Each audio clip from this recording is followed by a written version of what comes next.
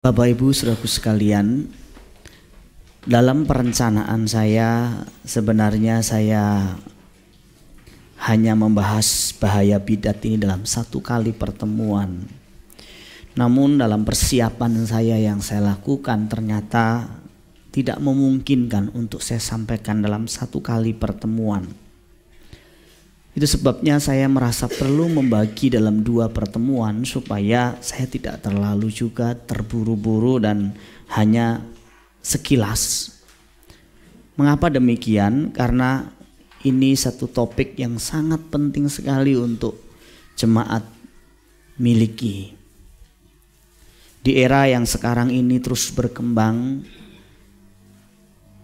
baik secara digital kita mengenal istilah media sosial, internet, film-film akan banyak mengisi pikiran kita dan akses terbuka luas untuk kita belajar banyak hal. Memang baik Bapak Ibu saudaraku sekalian belajar banyak hal baik. Buku-buku Kristen juga sekarang banyak sekali. Sayangnya kalau Bapak Ibu tidak punya kemampuan memfilter apa yang masuk di dalam pikiran, di dalam hidup Bapak Ibu Saudara, Bapak Ibu bisa tersesat. Dan kalau sudah tersesat sulit sekali untuk kembali. Permasalahannya adalah orang tidak menyadari bahwa ia tersesat.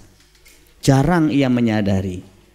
Hanya mungkin di kekekalan nanti seseorang menyadarinya. Selama di dunia ini mungkin ada kalanya dia tersadar bahwa jalannya salah, jalannya sesat. Tetapi karena nikmat, karena mungkin mayoritas melakukannya, ya sudahlah, toh semua orang juga melakukannya. Bahkan gereja juga seperti itu. Oh sebenarnya ini gak sesuai firman Tuhan, tapi karena pendeta-pendeta lain juga melakukan, gereja-gereja lain juga melakukan, gak apa-apa, batasannya masih wajar. Nah Bapak Ibu saudaraku sekalian, kita akan belajar nanti mengenai pengertian ciri-ciri bahaya asal-usul bidat dan bagaimana kita seharusnya bersikap terhadap bidat. Nah bidat yang saya maksud tentu di sini saya batasi dengan bidat Kristen. Karena bidat ini cakupannya luas. Orang-orang dalam kepercayaan lain juga mengenal istilah bidat atau bidah. Nah banyak orang Kristen Bapak Ibu saudaraku sekalian menjadi bingung bagaimana seharusnya bersikap terhadap bidat Kristen atau ajaran sesat dalam kekristenan. Ketidaktahuan membedakan antara ajaran sehat dan ajaran sesat atau bidat adalah penyebab utamanya. Waktu saudara tidak mampu lagi membedakan mana ajaran sehat dan mana ajaran sesat, karena ini cuma beda S doang di tengah. Sehat, sesat. Bapak Ibu akan terus mengalami kebingungan, saudara akan terus mengalami kebingungan dan tanpa sadar diseret dalam arus yang sulit sekali kembali. Yesus berkata, kamu sesat karena kamu tidak mengerti kitab suci maupun kuasa Allah. Terjemahan IMB-nya mengatakan kamu tersesat karena kamu tidak memahami kitab suci. Nabi Hosea mengatakan bahwa penyebab utama umat Tuhan binasa, terjemahan lainnya hancur, itu karena kurangnya pengetahuan kebenaran. Jadi jangan pernah meremehkan kurangnya pengetahuan kebenaran. Dan menurut Paulus, orang Kristen yang bodoh, yang tak berpengetahuan, yang kanak-kanak mudah disesatkan oleh angin pengajaran. Tentu yang dimaksudkan angin pengajaran di sini salah satunya adalah ajaran sesat. Kalau Bapak Ibu tidak tumbuh dewasa, pada fase tertentu akan digiring oleh kuasa kegelapan masuk dalam wilayah yang Bapak Ibu anggap itu biasa tapi sudah penyesatan. Dan pada taraf tertentu, perhatikan baik-baik, catat baik-baik kata-kata ini. Pada taraf tertentu orang itu tidak bisa diperbaiki. Sudah tidak bisa dibenerin lagi. Nah itu yang mengerikan. Ada dua sikap salah atau sikap ekstrim yang biasanya dilakukan oleh jemaat. Pertama, sikap yang pertama mereka selalu mengidentikan bahwa semua doktrin atau ajaran yang berbeda dengan ajaran gereja lokalnya atau ajaran pendetanya sebagai ajaran sesat atau bidat. Pokoknya kalau nggak sama dengan yang gereja saya ajarkan, sesat. Itu ekstrim pertama. Jadi gampang sekali orang begini nuduh gereja lain, orang lain sesat, nanti tanpa mengerti kenapa dia menuduh demikian. Itu namanya fanatik. Fanatik itu sebenarnya nggak ngerti, dia copy paste saja. Dan sebenarnya juga orang-orang seperti ini juga belum tentu mengerti secara keseluruhan yang diajarkan gerejanya atau pendetanya. Karena dia cuma copy paste dan kemudian dia juga cuma mengerti sepotong-sepotong dan dia tidak memahami secara keseluruhan. Dan orang begitu berbahaya. Dia menjadi orang intoleran, orang yang kaku, orang yang suka menghakimi orang lain dan sedikit-sedikit mengatakan ini sesat, ini salah, ini bidat. Ini ekstrim yang pertama. Nah, namun ada ekstrim yang kedua yang bersikap diam, kompromi dan menerima ajaran tersebut sehingga dia ikut disesatkan karena menganggap semua ajaran yang menggunakan Alkitab sebagai landasan untuk berbicara di mimbar sudah pasti benar. Kan pakai Alkitab juga sama seperti Pak Pendeta. Bahkan ayatnya disebutkan kok. Kemarin saya dengar ada ayatnya. Ada ayatnya belum tentu benar, belum tentu Alkitabiah.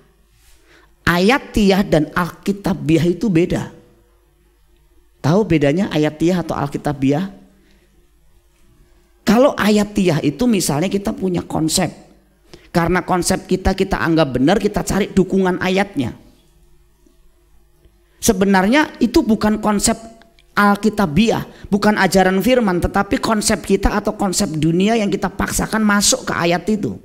Itu namanya ECGC. Dan pada taraf tertentu ini tak termaafkan, ini bahaya sekali. Tetapi karena jemaat tidak mengerti, ya dianggap karena sudah pakai ayat, ya pasti Alkitabiah. Nah, pendeta-pendeta tertentu yang menggunakan ayat-ayat ini tidak pernah belajar mengeksegesi Alkitab dengan benar, tidak pernah belajar bagaimana menafsir Alkitab dengan benar, sehingga yang muncul ke permukaan itu sebenarnya bukan ayat firman Tuhan yang dieksegesi, yang digali ke permukaan keluar, tetapi adalah apa yang pernah dibaca, yang ditonton di televisi, yang diajarkan orang tua, kepercayaan-kepercayaan umum yang masuk ke pikirannya dan kemudian dikeluarkan lagi, dicari ayat pendukungnya. Saudara, kalau jemaat biasa nggak ngerti, saudara nggak akan ngerti. Saudara akan cenderung nggih, amin. Yes, amin. Makanya saudara, amin itu juga sebenarnya harus hati-hati juga. Tahu artinya amin kan? Setuju, yakin, iya itu benar. Kurang lebih kan begitu. Tapi kalau saudara bilang, misal satu pendeta ngomong, saudara-saudaraku sekalian, Allah pasti memberkati semua di ruangan ini. Allah pasti membuat saudara yang di ruangan ini, kalau saudara memberikan persembahan persepuluhan kaya raya. Terus kemudian bilang, amin. Amin saudara itu sebenarnya karena nggak ngerti. Jadi amin kita tuh juga harus hati-hati. Jangan dikit-dikit amin, dikit-dikit amin. Tapi sebenarnya itu salah. Jadi bilang betul gimana Pak? Nggak usah bilang amin.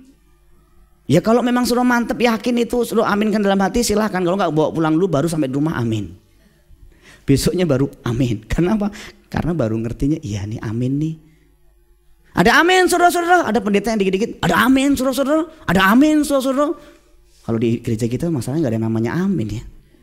Dikit-dikit ada amin, silahkan berdiri saudara, tepuk tangan saudara. Supaya jemaat nggak ngantuk. Kalau di SPC jemaat ngantuk juga keterlaluan. Ada memang pendeta seperti itu.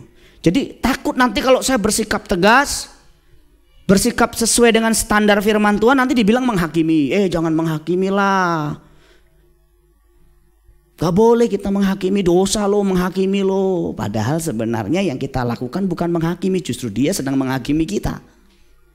Kita sedang bersifat kritis supaya kita tidak tersesat atau disesatkan. Nah sekarang kata bidat diartikan sebagai satu ajaran atau aliran. Ini kalau awalnya sebenarnya saya jelasin dari awal dulu. Kalau awalnya sebenarnya kata bidat ini sebenarnya mengandung arti netral sebenarnya. Arti awalnya netral. Kata bidat berasal dari kata serapan dari bahasa Arab bidah. Nah sebenarnya kalau kita dengar kata jemaat juga sebenarnya itu bahasa Arab juga. Serapan dari bahasa Arab jemaah. Jadi sebenarnya awalnya tidak mengandung konotasi negatif, bersifat netral.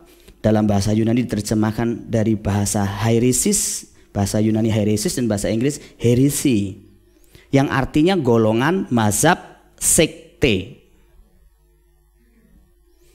Tapi tidak mengandung unsur negatif, belum mengandung unsur negatif. Baru di perjalanan waktu, di perkembangannya ditambahkan kata sekte, ditambahkan kata lagi ajaran sesat dan ajaran-ajaran yang menyimpang. Bahkan kalau kita lihat di dalam Alkitab misalnya orang Farisi, orang Saduki dalam Kisah Rasul pasal 5 ayat 17, Kisah Rasul 15 ayat 15 itu masuk dalam golongan bidat atau mazhab atau sekte. Bagi orang-orang luar pada zaman itu kekristenan juga dikategorikan sebagai sekte. Kisah Rasul pasal 24 ayat 5. Jadi kalau namanya sekte, mazhab atau bidat ini juga berlaku dari sisi luar memandang kita. Bukan hanya kita memandang orang luar saja. Kemudian terus dalam perjalanan waktu akhirnya diartikan sebagai aliran yang menyimpang dari ajaran resmi.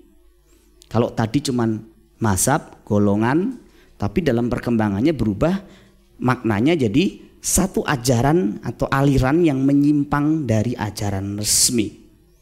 Bila ditinjau dari sejarah maka yang disebut bidat biasanya adalah sebuah persekutuan yang biasanya kecil yang dengan sengaja memisahkan diri dari gereja yang besar.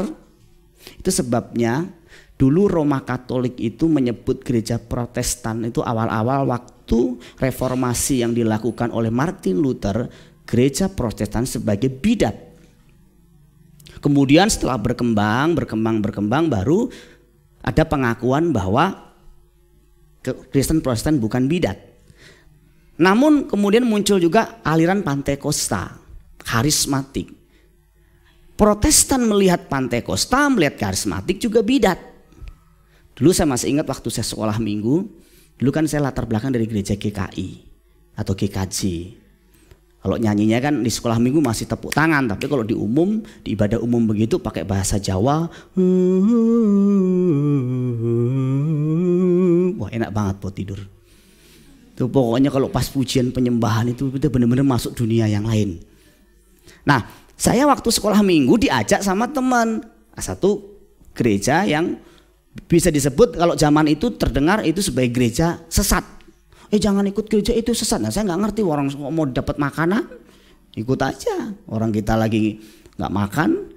Ada istilahnya ada gereja yang mengatakan nanti setelah ibadah mau dikasih makan ya saya ke sono. Masih ada orang Kristen juga begitu ke gereja karena di tempat itu ada makanannya.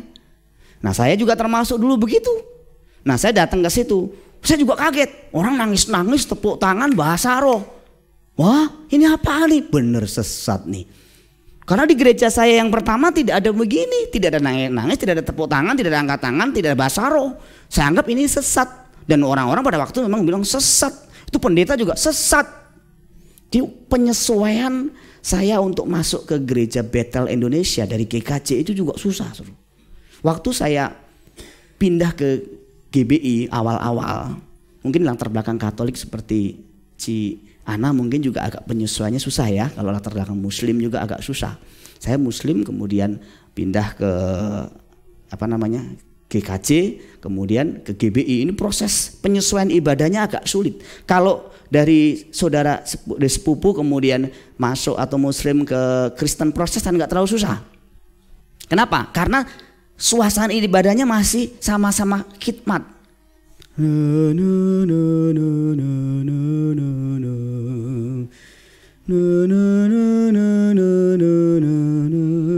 Masih. Terus kemudian pindah ke GBI. Gimana kira-kira lagunya itu? Bangkit suka nama Yesus. Kaget gitu, jantung mau copot. Saya duduk di belakang. ada satu orang dari awal sampai akhir angkat tangan begini. Kayaknya asik banget di depan begini-begini. Saya mau lari loh saudara. Saya bilang ini sesat nih. Ini bidat nih. Gak bisa saya begini terus-terusan. Saya mesti lari nih, tapi mau lari lewat jalan kemana? Orang saya sudah terlanjur masuk, tapi minggu depan saya gak mau datang lagi. Dia datang lagi juga saudara.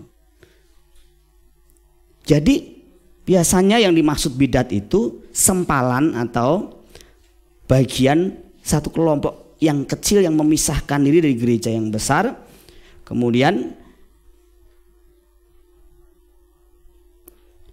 ajaran atau doktrin di dalam kelompok tersebut menekankan iman Kristen yang berat sebelah.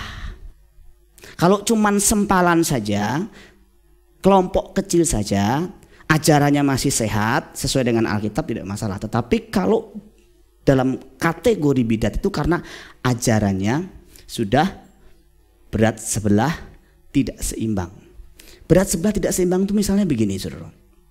Yang diajarin ya itu aja. Kedatangan Tuhan aja. Bahasa roh aja. Mujizat aja. Kasih aja. Tidak diajarkan versi yang seimbang. Misalnya kalau kita mengajarkan tentang kasih Allah, kita juga harus mengajarkan tentang disiplin atau ketegasan Allah. Makanya beberapa aliran seperti Hypergrace misalnya, wah penekanan kepada kasih, pengampunan, hidup jauh dari rasa bersalah lebih penting daripada mengakui dosa di hadapan Tuhan, daripada hidup sungguh-sungguh meninggalkan dosa itu sendiri. Nah, contoh yang lain banyak yang namanya tidak seimbang ini.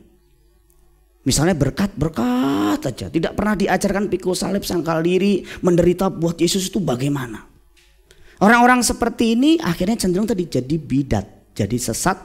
Kenapa? Karena tidak mengajarkan seluruh firman Allah secara seimbang. Nah jemaat gak ngerti, orang jemaat itu kan denger firman yang disukain doang kok. Saya juga ngerti kok jemaat-jemaat yang pas topik-topik tertentu, tema-tema tertentu seneng, tema tertentu kabur. Nah tema seperti ini juga pasti gak menarik buat bagian orang yang gak ada kaitannya dengan hidup saya. Siapa bilang saudara neraka atau surgamu masuk di kategori ini loh.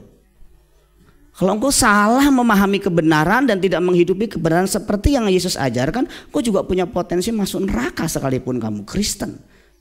Orang yang mengajarkan bahwa udah masuk Kristen pasti masuk surga juga bidat. Kalau hidupmu tidak benar gimana masuk surga? Kemudian akibatnya baik teologi maupun praktek firmannya membengkokkan kebenaran Injil. Jadi akhirnya saudaraku sekalian, baik teologianya maupun praktek firmannya melenceng dari kebenaran yang sejati. Orang-orang atau kelompok ini biasanya disebut heretik. Mereka ini adalah orang-orang memiliki pandangan yang menyimpang terhadap doktrin utama. Nah, Bapak Ibu ngerti nggak doktrin utama itu apa dalam kekristenan? Doktrin utama itu doktrin tentang Kristus disebut kristologi. Doktrin tentang keselamatan soteriologi, tentang Roh Kudus pneumatologi, tentang Allah teologi, tentang Tritunggal, tentang Alkitab. Ini doktrin utama yang tidak boleh saudara salah di sini. Kalau ajaran ini salah satu salah saja, Kristusnya misalnya salah, saudara akan menyembah Kristus yang lain, bukan Kristus yang diajarkan dalam Alkitab. Jadi jangan dipikir belajar firman itu nggak penting. Wah itu penting sekali. Salah satu alasan kenapa orang masuk bidat, misalnya saksi Yehova, mereka tidak sadar bahwa saksi Yehova itu bidat. Dia tidak mengakui Kristus sebagai Tuhan, sebagai Allah. Ajaran Arianisme sebenarnya yang diadopsi oleh saksi Yehova pada abad-abad mula-mula. Jadi kalau saudara tidak ngerti firman, saudara bisa tersesat dan orang-orang di sana nggak sadar itu salah. Kalau saudara nggak menjadikan Kristus sebagai Tuhan, mungkin nggak bisa selamat. Karena orang yang selamat adalah orang mentuhankan Kristus. Nah, kalau saudara bergereja tetapi gereja itu tidak mengakui Yesus sebagai Tuhan dan engkau tidak tahu, itu kan mengerikan. Tapi memang nggak disebutkan secara langsung, misalnya oh ya Kristus sebagai guru yang baik, Kristus sebagai penolong, penyembuh, pemberi jalan keluar, tapi bukan sebagai Tuhan. Ini baru satu kasus, baru secara kristologi, belum sisi keselamatan. Nah, nanti di dalam ciri-ciri bidat, terutama di area ajaran, saya akan mendetilkan mengenai ajaran-ajaran ini secara detil supaya saudara bisa sedikit punya perbedaan. Kemudian yang memberi pengaruh negatif dan memutarbalikkan kebenaran. Kalau sudah salah teologianya, itu pasti terjadi pemutarbalikan luar biasa. Wah, itu mengerikan, saudara. Tetapi kalau jemaat, sekali lagi jemaat itu awam, dia nggak ngerti, dia sedang dibelokkan, dia nggak ngerti. Saya sempat ditanya, Pak, kenapa belum diajarkan tentang Tritunggal di gereja ini? Dalam hati saya, jemaat SBC ini masih terlalu masih menurut saya ya belum siap untuk belajar hal-hal yang cukup mendalam. Perasaan khotbah-khotbah saya itu termasuk praktis, tapi juga ada yang tertidur dan nggak ngerti. Kalau saudara bandingkan dengan pengajaran-pengajaran gereja-gereja yang betul-betul menekankan pengajaran, saudaraku sekalian, seminar-seminar yang dilakukan 1 hari penuh itu hanya membahas misalnya tentang kristologi, tentang pneumatologi, tentang Tritunggal. Saudara belum sampai level itu kan, belum sampai belajar segitunya. Tetapi saudara harus ke depannya harus mulai belajar. Kalau tidak, saudara rawan disesatkan. Nah, sebenarnya bidat itu bisa disebut sebagai aspal, Kristen aspal atau pelayan aspal. Aspal artinya asli tapi palsu. Kenapa? Karena mereka punya kemampuan yang namanya menyamar. Dan iblis ahli soal menyamar, soal menipu, karena dia punya pengalaman ribuan tahun. Dia ngerti bagaimana cara menipu yang halus, sehalus-halusnya kalau perlu pakai firman. Waktu iblis mencobai Hawa dan Adam, kemudian mencobai Yesus Kristus pakai apa? Pakai firman kan? Pakai firman loh. Jadi iblis itu tahu firman. Kalau saudara nggak tahu firman, saudara gampang dibelokkan, gampang kalah sama cobaan iblis.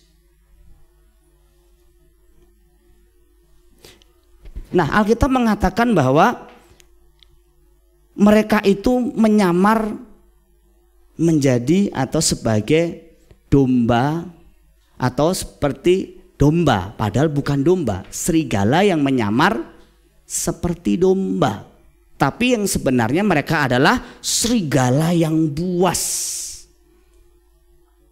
Nah, ini juga harus dipahami. Bahkan bukan hanya menyamar menjadi domba, dia mampu menyamar sebagai malaikat terang. Artinya iblis itu bisa nyamar menjadi jemaat biasa, sampai menjadi pelayan Tuhan yang canggih, sampai jadi pendeta. Nah, kata menyamar itu sebenarnya kata yang sering dipakai yang padanan adalah berpakaian seperti. Saudara jangan pikir bidat ajaran sesat itu pakaiannya mengerikan, pakai tanduk, terus kemudian pendetanya serem, kayak gini. Enggak, saudara. Pakaiannya pakaian pendeta. Alkitab kita sama. Nama gereja pakai kata gereja juga. Pakai salib juga, lagu rohani juga.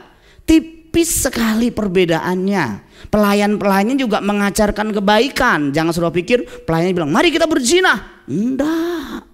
Mari kita ngelawan orang tua. Enggak. Dia mengajarkan kebaikan. Dia mengajarkan apa yang kelihatannya ada di Alkitab, dicomot-comot sesuai dengan keinginannya. Itu sebabnya saudaraku sekalian, para pemimpin atau pelayan dari bidat atau ajaran sesat ini disebutkan di dalam Alkitab sebagai pekerja-pekerja yang jahat atau pekerja yang curang. Disebut anjing-anjing, itu kasar loh saudara. Itu sebutannya saya tayangkan semua di sini, silahkan. Nanti saudara baca sendiri itu. Dari kemudian nabi palsu, rasul palsu, serigala berbulu domba, serigala ganas, macam-macam, termasuk menggunakan banyak antikris di sana. Nah, saudara perlu ngerti bahwa mereka itu lihai sekali. Tetapi tujuan atau motivasi dari bidat-bidat ini sebenarnya kelihatan, yaitu untuk keuntungan pribadi, bukan pengabdian diri. Jadi pelayan-pelayan bidat itu sebenarnya ujung-ujungnya sebenarnya sudah bisa ditebak. Menurut Alkitab, mereka itu melakukannya karena keuntungan, melayani Tuhan karena keuntungan, berkhotbah karena keuntungan. Kalau toh kelihatannya keuntungannya bukan materi, keuntungan-keuntungan yang lain itu disebutkan di dalam Alkitab dengan jelas. Misalnya dalam 2 Korintus 2 ayat 17, 2 Petrus 2 ayat 3. Silahkan ditayangkan ayat-ayatnya. Ada di sini ada. Tinggal di enter aja. Nah, saudara, Paulus mengatakan bahwa nabi-nabi palsu, guru-guru palsu ini memang punya kelehan sendiri di dalam menggoda orang-orangnya, orang-orang yang mau dibidik tersebut sedemikian rupa sampai dia tidak bisa berbuat apa-apa selain nurut. Makanya saudaraku sekalian, Rasul Petrus dengan keras ngomong. Dia ngomong kepada para gembala dan berkata demikian dalam 1 Petrus pasal 5 ayat 2. Jangan kamu melayani menggembalakan domba karena mau cari keuntungan, tetapi harus dengan pengabdian diri. Jadi kalau seorang pelayan Tuhan termasuk gembala, termasuk pemimpin-pemimpin itu melayani tapi ujung-ujungnya keuntungan, itu nanti ujung-ujungnya arah-arahnya bisa jadi bidat. Jadi kalau saudara ini misalnya pelayanan, mau jadi hamba Tuhan, tapi bukan untuk pengabdian, tetapi untuk nanti supaya ada nama besar, supaya jadi pendeta terkenal, supaya nanti punya rumah besar seperti pendeta-pendeta besar yang lain, mobilnya bagus, istrinya mungkin cantik yang belum nikah, yang sudah menikah nanti punya nama dan dihormati jemaat, itu arah-arahnya jadi bidat. Salah satu asal usulnya begitu. Sebabnya Paulus berkata begini dalam 2 Korintus 2 ayat 17, sebab kami tidak sama dengan banyak orang lain yang mencari keuntungan dari firman Allah. Jadi ada orang-orang yang cari keuntungan dari firman, ditulis oleh Alkitab, itu disebutkan dengan jelas di sana. Nah, Rasul Petrus juga mengatakan, dan karena serakahnya guru-guru palsu itu akan berusaha mencari untung dari kamu dengan cerita-cerita isapan jempol mereka. Tahu cerita-cerita isapan jempol itu kira-kira apa? Kesaksian yang kelihatannya spektakuler supaya jemaat wow. Nah sudah wow, nanti tinggal dikuras duitnya.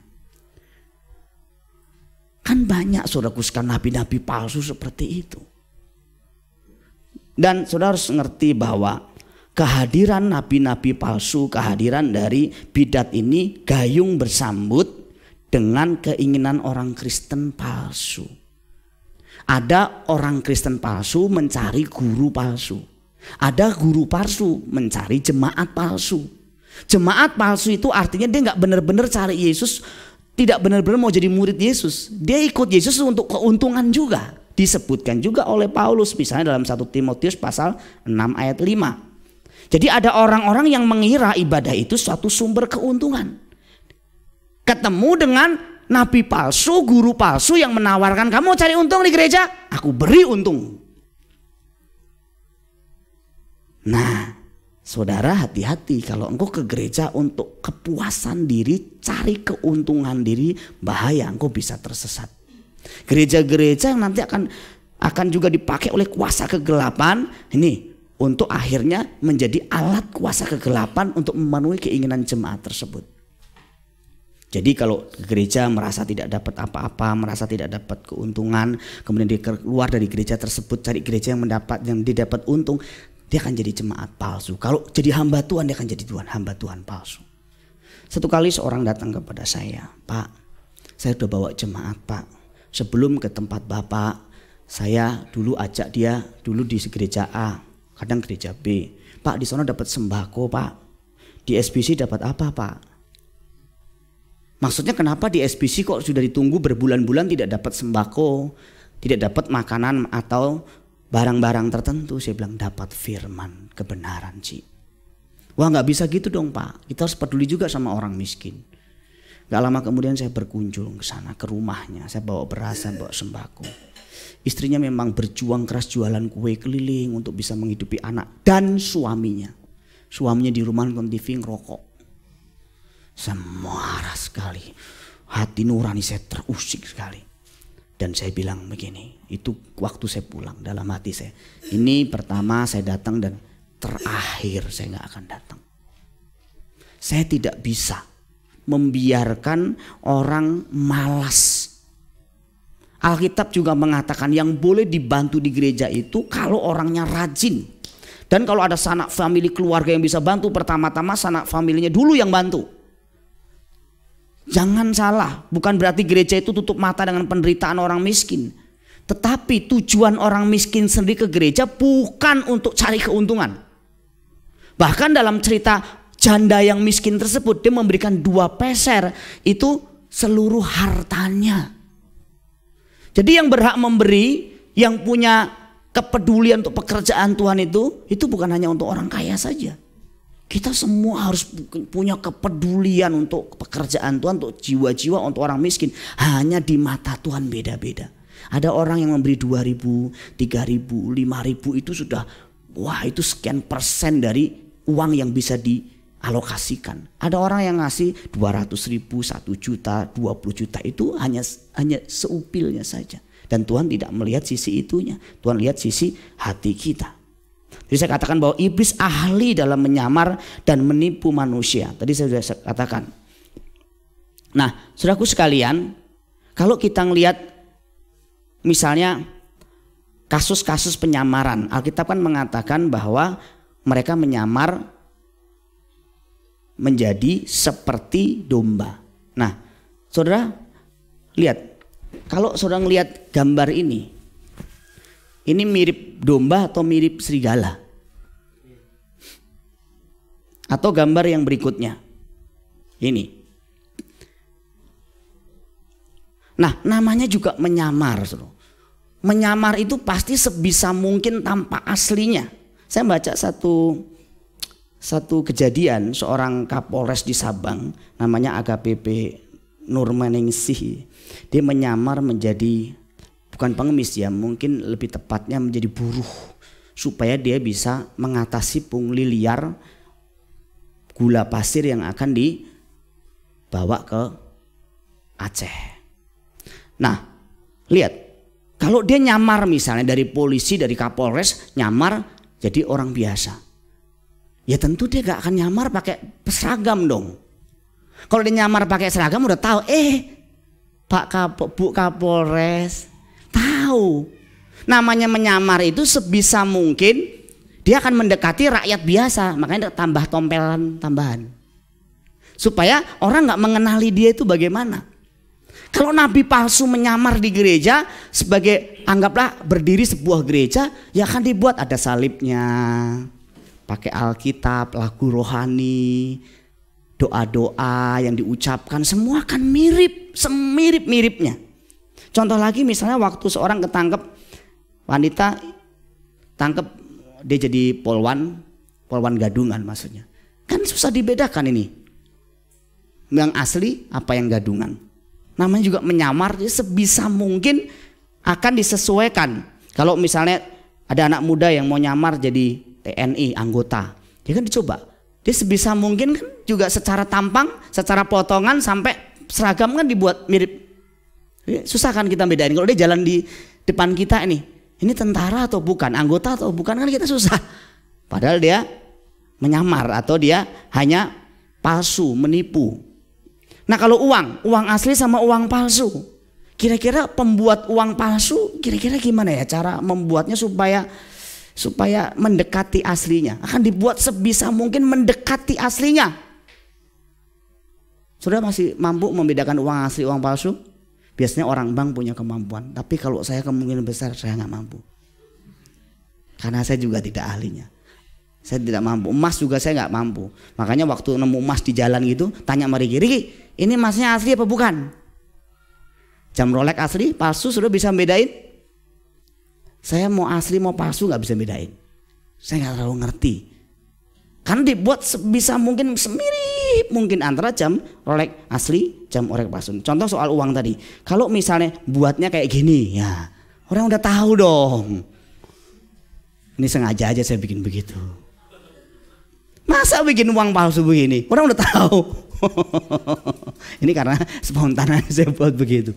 Kan yang buat uang palsu kan pinter saudara.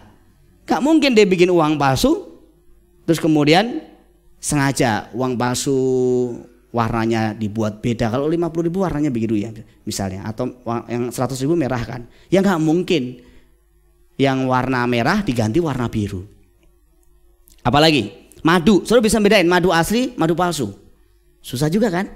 Kan si penjual madu palsu akan berusaha semaksimal mungkin madunya itu mendekati asli. Nah, iblis juga bisa berjualan Injil palsu, berjualan Yesus palsu, berjualan gereja palsu. Nah, saudara yang nggak ngerti, nggak tahu saudara masuk neraka aja. Nah, kalau saudara bersikap kepada yang palsu ini gimana? Kalau saudara, saya mau tanya sama saudara akhirnya ketemu uang palsu, marah, sedih, atau dapat uang palsu, gitu. Kalau saudara begitu pasti saudara konslet. Kalau saudara mau beli jam atau emas, terus kemudian ternyata dapat palsu, harganya sampai 5 juta, 6 juta, marah tidak? Marah. Saudara bisa maki-maki itu orang. Madu aja yang mungkin harga 200-300 ribu, saudara bisa marah luar biasa. Saudara marah nggak kalau saudara ternyata imanmu ketipu, kepercayaanmu ketipu, engkau tidak menyembah seperti yang Yesus ajarkan dalam Alkitab? Kenapa nggak marah? Nah, itu masalahnya. Orang Kristen ini membingungkan. Untuk perkara-perkara jasmani kalau ditipu dia marah, perkara rohani ditipu dia nggak marah. Nah, ini aneh kan Bapak Ibu Saudaraku sekalian. Kalau di dalam 1 Yohanes pasal 2 ayat 18-19 dikatakan begini, ada namanya seorang antikristus, berarti itu seorang antikristus berarti itu antikristus tunggal ya, nanti yang akan datang di dalam hari terakhir. Tetapi ada banyak antikristus. Nah, ini yang disebut dengan nabi palsu atau ajaran sesat. Namanya banyak ya, bukan hanya satu, lebih dari satu. Nah, kalau di ayat yang ke-19 mengatakan memang mereka berasal dari antara kita, tetapi mereka tidak sungguh-sungguh termasuk pada kita. Jadi nabi palsu, antikris itu, rasul palsu itu tidak di luar sana, tidak di luar gereja, tidak di luar kekristenan, di dalam kekristenan. Bingung tidak?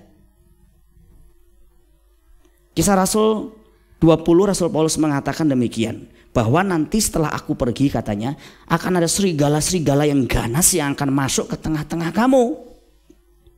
Bahkan dari antara kamu sendiri dikatakan akan muncul beberapa orang yang dengan ajaran palsu mereka. Nah, dari antara jemaat sendiri akan muncul nabi palsu dengan ajaran palsunya. Jadi tidak usah heran kalau gereja kok ada orang yang gereja yang kelihatannya benar kok ada yang nggak benar ya. Karena memang tadi nabi palsu, guru palsu, ajaran palsu juga lahir dari gereja. Kalau saudara tidak mengerti, saudara gampang dibodohi, gampang tersesat.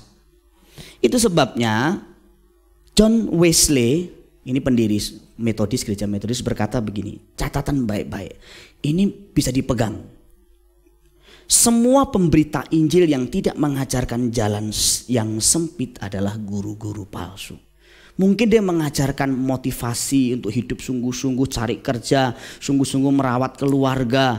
Dan dunia juga mengajarkan begitu. Tetapi kalau dia nggak mengajarkan jalan sempit ikut Yesus, dia adalah nabi palsu. Jadi saya katakan tadi, saudaraku sekalian, yang namanya gereja atau Injil palsu, Yesus lain itu bukan, sekali lagi, bukan yang jahat-jahat yang diajarin, yang baik. Nggak mungkin nabi palsu itu di gereja ngajarin yang jahat, yang buruk. Nggak boleh kerja ya saudara ya, nggak boleh menghormati orang tua ya, saudara nakal-nakal dikit lah. Nggak ada begitu saudara. Yang diajarkan juga integritas, bagaimana punya semangat juang yang baik, bagaimana hidup diberkati, menjadi anak yang baik, suami yang baik, harmonis. Itu hal-hal yang diajarkan di gereja itu. Susah tidak? Itu baik, tapi itu Tidak seperti yang Yesus Kristus ajarkan. Bingung tidak saudara?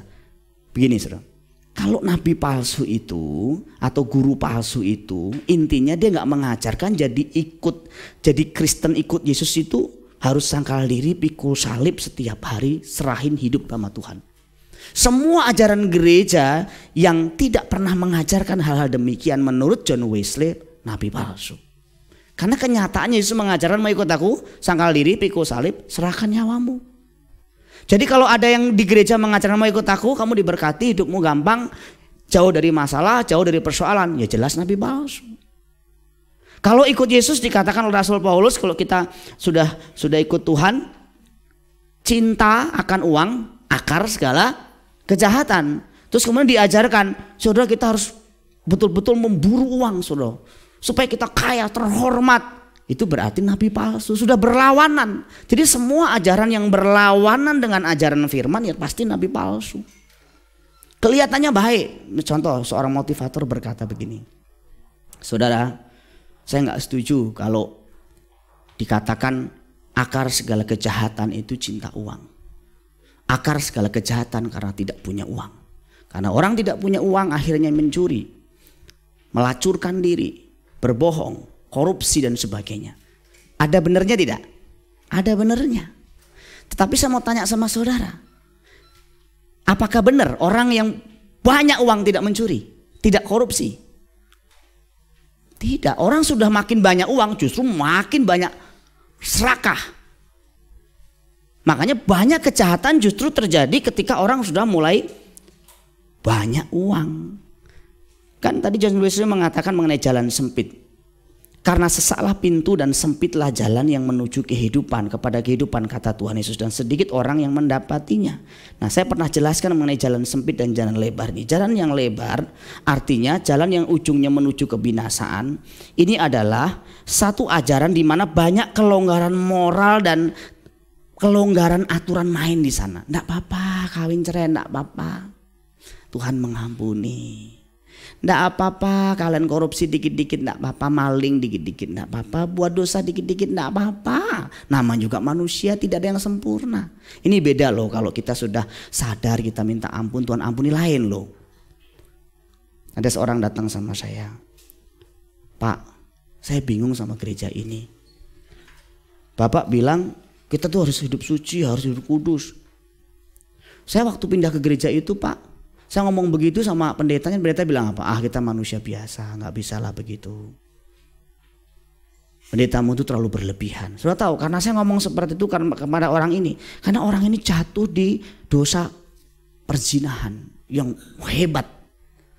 Makanya saya bilang harus hidup suci, harus hidup kudus. Tapi kalau orang mau bertobat sungguh-sungguh, Tuhan pasti ampuni. Tapi tidak boleh ada kelonggaran-kelonggaran seolah-olah kita diizinkan. Tuhan, ketika Tuhan Yesus berkata kepada perempuan yang berzina itu, dia berkata apa? Tidak ada yang menghukum engkau, tidak ada Tuhan. Kalau begitu aku juga tidak menghukum engkau. Pergilah dan jangan berbuat dosa lagi. Ada persyaratannya. Pergi dan jangan berbuat dosa lagi. Buat dosa di masa lalu minta ampun sungguh-sungguh selesai. Tapi jangan buat dosa lagi. Tapi kalau sudah jatuh lagi gimana? Minta ampun lagi. Tapi bukan itu kelonggaran. Berikutnya, jalan lebar itu jalan toleransi dan jalan kompromi. Tidak apa-apa lah, dosa-dosa dikit kita cincai lah, udahlah, nama juga manusia. Tidak, kalau dalam kekristenan kita diajarkan dosa gak boleh dikompromikan. Bahkan Yesus berkata kalau gara-gara kamu sesat nih, kalau salah satu matamu itu menyesatkan kau, cungkil. Itu kiasan nih, jangan nanti gara-gara menyesatkan lihat cewek ini, lihat cewek cantik kemudian muncul pikiran yang jahat dicungkil beneran, bukan. Itu maksudnya itu jangan sampai saudara itu nanti ke surga gara-gara matamu. Kamu harus ketat dengan matamu. Terus jalan lebar itu dapat berbuat sesuka hatinya. Mau ngerokok, mau minum, mau ngobat, mau main pelacur, enggak apa-apa, nanti bertobat. Saya layani satu orang. Dia bilang, tolong dong doakan ke rumah, ada rumah saya ada hantu. Saya bilang saya doakan ke sana dong. Di sini kayaknya hantunya di sini. Terus saya bilang, dia enggak, saya tanya, dia cerita sendiri. Iya mungkin karena saya sering bawa pelacur kali ya. Jadi gak rasa bersalah pada orang Kristen. Rajin ke gereja. Tapi bilang mungkin karena saya sering bawa pelajar ke rumah kali ya. Tidak ada rasa bersalah, tidak ada penyesalan. Orang-orang begini pasti mengikuti apa yang disebut dengan kekristenan atau ajaran yang salah. Makanya saya bilang ini, orang kalau sampai ikut ke SBC ini 2-3 bulan bertahan, saya angkat jempol. Karena pantat sudah akan dibuat panas setiap minggu. Dan orang yang berkata kepada saya itu tidak tahan 2 bulan. Cabut dia, gak tahan. Saya gak mengatakan bahwa gereja ini paling benar, tidak. Tetapi saya berusaha betul-betul mengajarkan apa yang Yesus Kristus ajarkan. A saya katakan A, B saya katakan B, dosa saya katakan dosa. Ada yang saya bilang gini, ada yang bilang salah satu anak murid saya dulu pernah ngomong, Kak, kalau di gerejaku tuh yang sekarang itu dosa nggak usah disinggung, orang bertobat sendiri, biarin aja orang bertobat sendiri. Terus saya bilang begini, saya buat satu ilustrasi. Kalau saya tahu ini air mineral, terus kemudian sebenarnya ini sudah ada tetesan racun di dalamnya, dan kemudian si Harry tiba-tiba mau minum, apa yang saya lakukan? Saya mengatakan, oh nggak apa-apa, silakan minum, silakan. Jangankan racun ini bekas saya aja, bekas saya minum, dia mau minum, jangan, itu bekas saya, iya kan? Kalau kita baik sama seseorang, kalau orang itu nanti akan celaka, kita akan ngomong jangan, itu jangan diminum. Sama, kalau pendeta itu benar, kalau orang itu sudah salah menuju ke satu jalan yang salah, dia akan ngomong jangan lakukan itu, kamu lakukan itu, kamu mati, kamu masuk neraka. Dan saya harus ngomong itu, dan itu tidak enak sama sekali Bapak Ibu. Jemaat salah paham, jemaat tidak ngerti kenapa kok pendetanya galak. Sementara jalan yang sempit, ruang gerak dibatasi oleh satu batasan disebut dengan kehendak Bapa di surga. Nah itu susah. Nah kalau gereja sesat, ajaran sesat, bidat, tidak peduli mau kehendak Bapa di surga, mau kehendak diri sendiri, yang penting untung, yang penting diberkati, yang penting kamu senang dan balik lagi. Dan gereja senang kalau jemaat rame, apalagi bawa persembahan persepuluhan, persembahan sulung, apalagi senang kan, pendetanya senang, pendetanya kan jadi kaya juga. Saya bukan mengatakan tidak boleh. Tetapi tujuan jemaat ke gereja itu adalah diubahkan karakternya. Setelah diubahkan dia mau memberi bentuknya persembahan apapun terserah. Tapi dengan pengertian yang benar. Ada beberapa cerita di mana pendeta nagih perpuluhannya ke rumah-rumah. Ya silakan, itu hak pendeta tersebut. Terus ada juga pendeta yang menggunakan persepuluhannya untuk diri sendiri. Yuk silakan, itu hak dia juga. Itu terserah. Tapi saya bingung juga saudaraku sekalian. Karena memang ada gereja-gereja yang lebih menekankan bagaimana jemaat diberkati daripada jemaat berubah. Jemaat lebih merasa bersalah kalau nggak perpuluhan, kalau nggak memberi persembahan ke gereja daripada dia buat dosa di rumah. Kalau saya nggak usah. Lebih baik engkau hidup benar, hidup bersih, engkau masuk surga. Pak, tapi kalau saya persepuluhan dan hidup bersih sekalian atau persembahan, ya silahkan. Tapi jangan karena paksaan, jangan karena intimidasi. Ada sebuah gereja ya cerita sama saya, setiap bulan seluruh aktivisnya setiap tahun harus persembahan sulung. Harus. Persembahan sulung tahu, satu gajimu ditaruh ke gereja. Setiap tahun.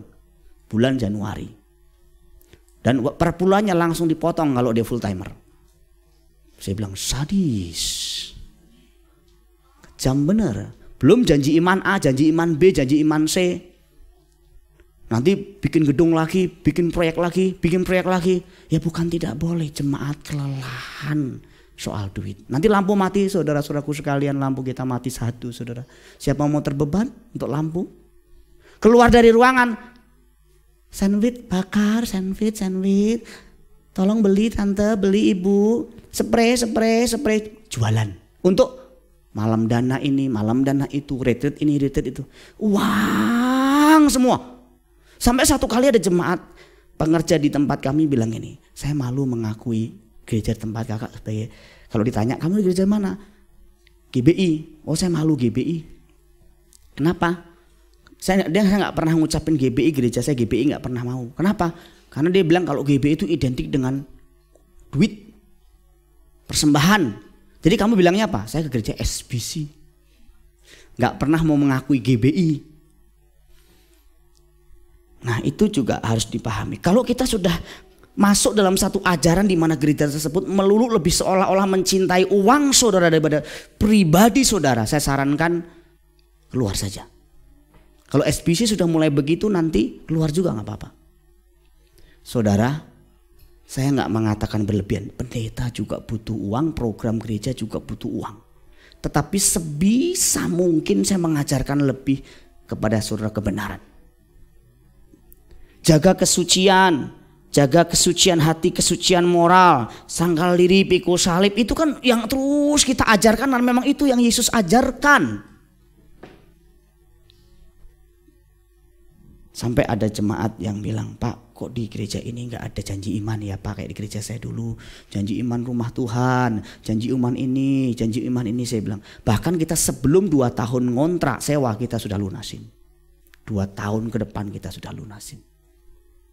Jemaat kan gak diobrak-abrik kan. Saudara silakan janji iman, kita akan perpanjang rukun. Gak ada kan suara-suaranya. Bendara kita luar biasa saudara, langsung dialokasikan tek tek tek tek tek tek untuk 2 tahun ke depan. Bukan tidak boleh gereja mengajarkan keuangan, tetapi cara mengajarkan juga harus benar. Sekali lagi kita harus berhati-hati, harus waspada, jangan sampai kita masuk dalam wilayah jebakan tersebut dan gak bisa keluar lagi. Saya tutup dengan satu ilustrasi yang saya baca dari sebuah buku. Saudara, seorang hamba Tuhan mengalami kepenatan luar biasa karena ya sebagai hamba Tuhan kan manusia biasa. Kayak saya begini juga bisa penat, saudara. Penat, capek, lelah. Satu kali dia pengen pulang kampung. Nah, waktu dia pulang kampung, dia persiapan firman di bawah pohon sejuk semilir. Dan dia lihat satu pemandangan yang luar biasa. Pemandangannya adalah seorang petani atau peternak babi sedang menggiring babinya ke tempat penjagalan. Dan yang aneh dilihatnya babi itu nggak ngelawan sama sekali, ikut aja sampai kepalanya itu dipotong, seng, tidak bereaksi apa-apa langsung. Dia penasaran, dia tanya sama peternak ini, Pak, maaf mau tanya, saya ngelihat babi-babi itu begitu nurut sama bapak ya, sampai ke tempat penjagalan langsung dipotong juga nggak bereaksi. Apa Pak? Caranya gimana? Kok hebat sekali itu Bapak ya. Gak usah tarik-tarik babi itu masuk ke kandang dipotong. Gampang Pak. Saya tahu kesukaan babi-babi saya itu apa? Kacang tanah. Jadi sepanjang jalan dia akan jatuhkan kacang tanah. Babinya misalnya di ujung sono. Babinya digiring melalui kacang tanah yang ditaruh di belakangnya. Dijatuhin satu. Sampai di depan pisau pemotongan. Jadi waktu makan langsung seng, putus. Sudah tahu? Kira-kira iblis seperti itu. Apa yang kau sukai, apa yang kau cintai lebih dari Tuhan akan membuat engkau tersesat. Kalau engkau mencintai uang lebih dari Tuhan, ada gereja yang menawarkan seperti itu. Kalau engkau mencintai perasaanmu lebih daripada perasaan Tuhan, ada gereja yang menawarkan begitu. Kalau engkau mencintai teman-teman lebih daripada Tuhan, ada gereja yang lebih sedang menyediakan seperti itu. Kalau engkau mencintai kebutuhan-kebutuhan pribadimu daripada Tuhan, ada gereja yang seperti itu. Jadi banyak orang akhirnya gak sadar. Sampai satu titik dia gak bisa lagi keluar karena ajaran gereja yang sehat akan di-reject. Dia sudah terlanjur menikmati ajaran yang salah, waktu terima ajaran sehat dia gak bisa terima lagi, di-reject sama dia. Saya bercakap-cakap dengan satu orang. Dalam salah satu percakapan itu saya dengar dia sudah tersesat. Dia bilang begini, aku suka persekutuan ini karena persekutuan ini tuh gak pernah nyinggung soal dosa. Aku diterima apa adanya, sebagian kebenaran. Dan kedua dia bilang gini, pemimpin itu selalu ngomong jangan lihat saya nanti kamu kecewa. Lihat Tuhan saja, itu sebagian kebenaran. Pemimpin yang selalu ngomong seperti itu memang biasanya hidupnya tidak benar. Dan orang-orang seperti itu menyembunyikan dirinya sebisa mungkin atas nama jangan lihat saya. Saya mau tanya, silahkan saudara gak lihat saya, gimana caranya? Tutup mata saudara.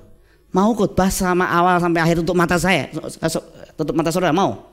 Kan nggak mungkin. Saudara pasti lihat saya, pulang ke rumah lihat saya, hubungan saya dengan istri, hubungan dengan anak, nggak mungkin nggak dilihat.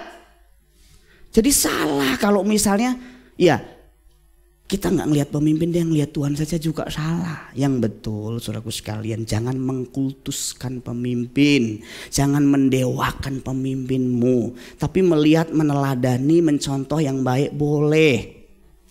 Kalau pemimpinmu salah kawin cerai misalnya, pukul istrinya di rumah, tinggalin gereja ini. Serius. Tapi dia nggak ada sini, saudara. Siapa tahu nanti setelah saya kan, kalau ada ciri-ciri begitu, tinggalin gereja itu. Nggak bisa dong saudara toleransi ke pemimpinmu yang sudah jelas-jelas sesat, tersesat. Ada gereja yang pemimpinnya sudah kawin, ceraiin istrinya, kawin sama jemaatnya, masih setia di situ. Saya bingung yang bikin setia itu apa? Kalau saya pikir saya langsung cabut hari itu.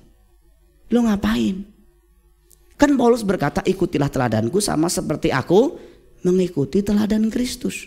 Jadi kalau dia nggak ngikuti teladan Kristus, kalau saya nggak ngikutin teladan Kristus, saudara nggak perlu ikut saya. Nggak perlu ikut SBC kalau SBC nggak mengajarkan ajaran Kristus. Nah, memang ini agak sedikit susah Bapak Ibu. Banyak pendeta berlindung di balik kalimat jangan lihat pendetanya atau jangan lihat saya. Saya kira itu dulu yang sampaikan Bapak Ibu, waktu kita terbatas dan nanti kita akan sambung lagi di awal bulan Mei 2019 tentang bagian-bagian nanti yang belum selesai, asal usul, ciri-ciri, sikap kita secara keseluruhan bagaimana. Tuhan memberkati.